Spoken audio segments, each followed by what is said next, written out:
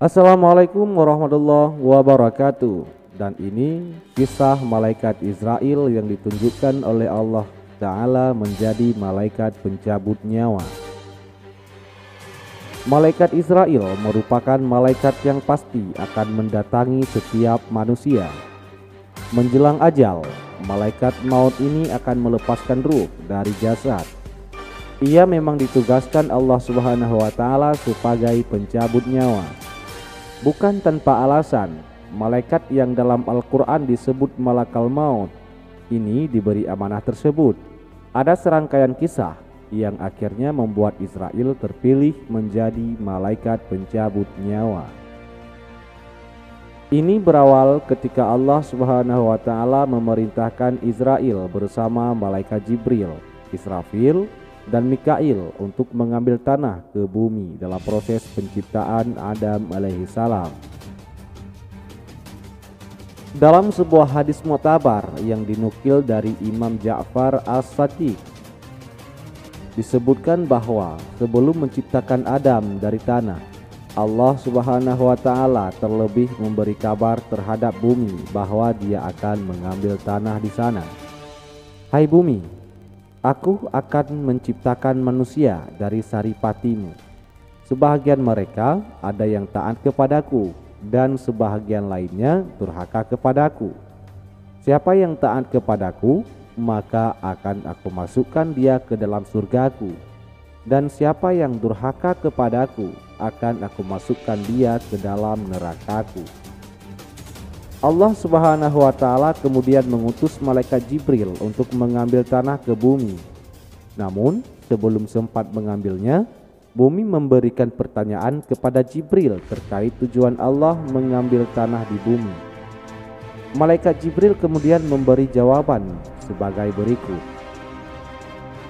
Karena Allah akan memerintahkan Adam alaihissalam dan keturunannya untuk menyembahnya. Setiap yang taat di antaranya, mereka akan berada dalam naungan rahmat-Nya dan dipersilakan masuk ke surga. Sementara Dia akan menyiksa siapa saja di antara mereka yang menentangnya dan tidak taat kepadanya di dalam penjara jahanamnya untuk selama-lamanya.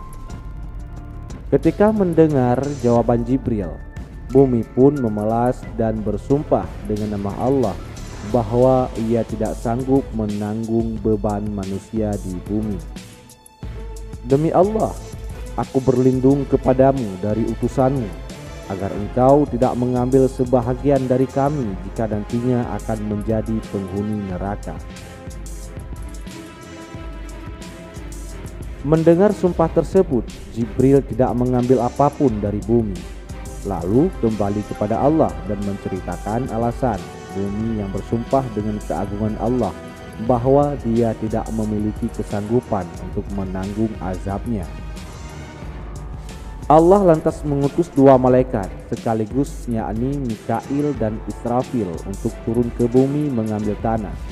Lagi-lagi bumi melakukan hal serupa dengan bersumpah membawa nama Allah. Kedua malaikat ini pun lalu kembali lagi kepada Allah tanpa membawa sedikit tanah pun, sama seperti malaikat Jibril. Lalu Allah memerintahkan malaikat Israel untuk mengambil tanah itu. Namun Israel berbeda dengan tiga malaikat lainnya. Ia langsung memukul bumi dengan pedangnya dan bumi pun bergetar ketakutan.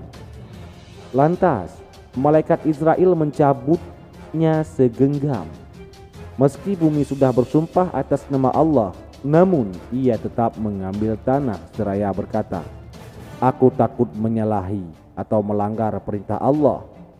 Aku sama sekali tak akan melanggar perintah Tuhanku, walau dengan segala perendahan dirimu." Ketika Israel mengambil paksa sebahagian dari bumi, bumi pun menangis merasa kehilangan. Kemudian tanah itu dibawa menghadap Allah. Lalu Allah berfirman kepada Israel, "Mengapa engkau tidak mengikuti sumpahnya?"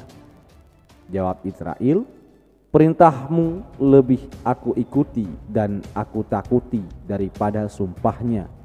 Kemudian Allah berfirman, "Engkaulah malaikat pencabut nyawa." Kemudian Allah memberikan penghargaan kepadanya atas hal tersebut. Dengan alasan inilah Allah memerintahkan atau memberikan tugas kepada Israel untuk mencabut nyawa-nyawa hambanya.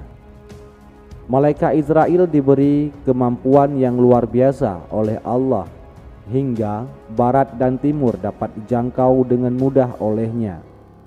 Seperti seseorang yang sedang menghadap sebuah meja makan yang dipenuhi dengan berbagai makanan yang siap untuk dimakan. Ia juga sanggup membolak-balikkan dunia sebagaimana kemampuan seseorang sanggup membolak-balikkan uang.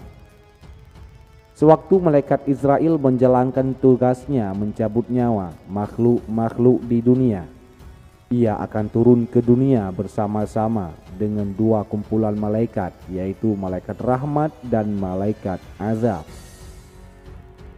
Menurut kisah Qabil Akbar, malaikat maut tidak mengetahui kapan tiap-tiap makhluk yang akan mati. Dikatakan olehnya Allah telah menciptakan sebuah pohon yang bernama Sidrat Al-Muntaha.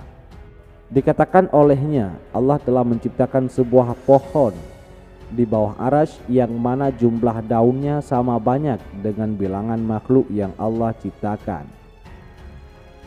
Jika satu makhluk itu telah diputuskan ajalnya, maka umurnya tinggal 40 hari dari hari yang diputuskan. Maka jatuhlah daun itu kepada malaikat maut.